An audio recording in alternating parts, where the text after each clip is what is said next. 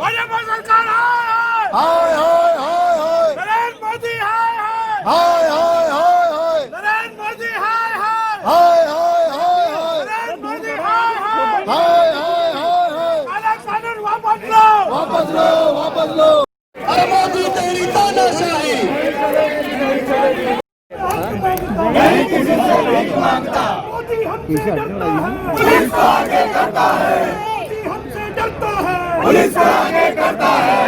के खिलाफ हम लड़ाई लड़ रहे हैं और हम ये चाहते हैं कि ये कानून वापस हो और मोदी जी सर्वदलीय संसद की समिति बनाए और उसकी सबसे चर्चा करके उसका निराकरण करें। मेरा एक ही निवेदन है, ये मोदी का जो काला कानून है इससे सिर्फ किसानों का ही नुकसान नहीं होगा। अरे भैया मंडी प्रशासन के अंदर मंडी पूरे मध्य प्रदेश के अंदर जितने भी मंडी बोर्ड है भाई बोली जा रही है और उसके बाद में जितने व्यापारी हैं। कांग्रेस के लोग कहते रहे हैं कि केंद्र की ये सरकार, नरेंद्र मोदी की औकात नहीं है कि केंद्र की सरकार चलाए। ये सरकार अडानी और अंबानी जैसे कारपोरेट घराने के लोग चला रहे हैं, जिनने खरबों रुपए का चंदा भारतीय जनता पार्टी और नरेंद्र मोदी को दिया। उस कर्ज को उतारने के लिए ये 3 कृषि के काले कानून नरेंद्र मोदी अडानी अंबानी के दबाव में लेके आए हैं।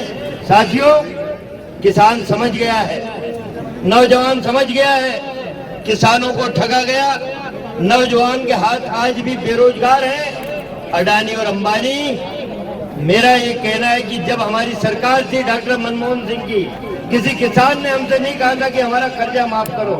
सोनिया गांधी जी ने कहा मनमोहन सिंह जी को कि इन किसानों का कर्जा माफ करो, किसानों की आत्महत्या बढ़ रही है। 72,000 करोड़ का कर्जा हमारी कांग्रेस की सरकार ने माफ किया था बिना मांगे। आज नरेंद्र मोदी की सरकार किसका कर्जा माफ कर रही? किसानों का कर्जा माफ नहीं कर रही। अडानी अंबानी जैसे बड़े उद्योगपतियों का अरबों खरबों रुपए का कर्ज माफ कर रही है। किसान समझ गया, नौजवान समझ गया। आज तो दिग्विजय सिंह जी, हम सब लोगों ने उन हम्माल भाइयों से चर्चा की, उन गरीब मजदूर महिलाओं से बात की, किसानों से बात की। वो तक समझ गए कि ये नरेंद्र मोदी किसानों का हत्यारा है, किसानों का रखवाला नहीं है। मजदूर परेशान, हमारी महिलाएं परेशान, हर वर्ग परेशान है। तो साथियों, इस देश के किसान ने ठान लिया है। 6 महीने का राशन लेके सड़क पे निकला है, भारत की सड़कों पे। दिल्ली चारों तरफ से जाम है। उनने कहा कि 6 महीने क्या, 6 महीने और लगेंगे तो हम राशन पानी हमारे बच्चे भेजेंगे। हम नरेंद्र मोदी की सरकार को झुका के रहेंगे। मैं उस किसान को धन्यवाद देता हूं, किसान के साहस को धन्यवाद देता हूं। पूरी कांग्रेस किसान भाइयों आपके साथ खड़ी है और मैं आपसे वादा करता हूं, नरेंद्र मोदी एक क्या 10 नरेंद्र मोदी हो। किसान भाइयों, तुम्हारे पैर पे नाक रगड़ के इस काले कानून को वापस लेंगे और हम सदैव आपके साथ खड़े हैं। बहुत बहुत धन्यवाद। जय हिंद। अगर कैश देंगे तो फिर अनाज मत खरीदो। जब बांटना ही नहीं है तो अनाज क्यों खरीदो? और जब बांटना नहीं है तो किसानों से क्यों खरीदो? तो ये कंट्रोल की दुकान और किसानों का एमएसपी दोनों खत्म करने का षड्यंत्र की शुरुआत है, ताकि लाखों करोड़ के लोग, बड़े बड़े लोग यहां आकर हमारा किसान और मजदूर और व्यापारी का शोषण कर सके। ये लड़ाई हमारी नहीं है, आप सबकी, हम सबकी, और सबको एक साथ होना चाहिए। रोज झूठे वादे करते हैं नरेंद्र मोदी जी। आज मैं आपसे अनुरोध करता हूं, आज हम यहां अपने आवेदन दे रहे हैं, प्रतिवेदन दे रहे हैं और हम मांग करते हैं कि तत्काल ये कानून वापस लो, जॉइंट पार्लियामेंट्री कमेटी बनाई जाए संसद की, सभी दल के लोग उसमें शामिल हों, सभी किसान संगठनों से चर्चा हो और उसके बाद ही कानून संसद में लाया जाए। हम जब इस पर चर्चा करना चाहते थे तो हम लोगों को सदन से बाहर कर दिया गया। उठा उठा के बाहर फेंक दिया गया। ने ऐसा करा चुनाव से पहले 2,000 का शिवराज सिंह ने वो बोला कि मुआवजा मिलेगा, सिर्फ 2 दिन सांवेर विधानसभा में मिला और बाकी पूरे इंदौर जिले में किसी विधानसभा में मिला। सांवेर विधानसभा में 2,000 रुपए दिए इनने, चुनाव था इसलिए, बाकी पूरे इंदौर जिले। ये मंडी खत्म कर रहे हैं, मंडी नीचे आ जाओ। मोदी तेरी तानाशाही काला कानून वापस लो, वापस लो, वापस लो, काला कानून वापस लो, वापस लो, वापस लो।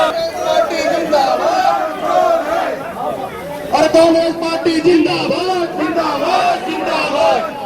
जो हमारे पूर्वजों ने बैकबोन बनाई है मंडी की, वो मंडी की बैकबोन ब्रेक हो जाएगी और इससे आने वाले समय में 2-4-5 साल बाद किसान बंधु जो है वो बहुत तकलीफ पाएंगे। उनको उनकी फसल का उचित मूल्य प्राप्त नहीं होगा, व्यापारी भी अपना धंधा खो बैठेंगे और सारा व्यापार जो है वो मल्टीनेशनल कंपनी के हाथ में चला जाएगा। तो हम भी इस कानून का विरोध करते हैं और सरकार को निवेदन करते हैं उचित तरीके से निराकरण करते हुए इस चीज को समझे, गंभीरता को समझे और इसके वापस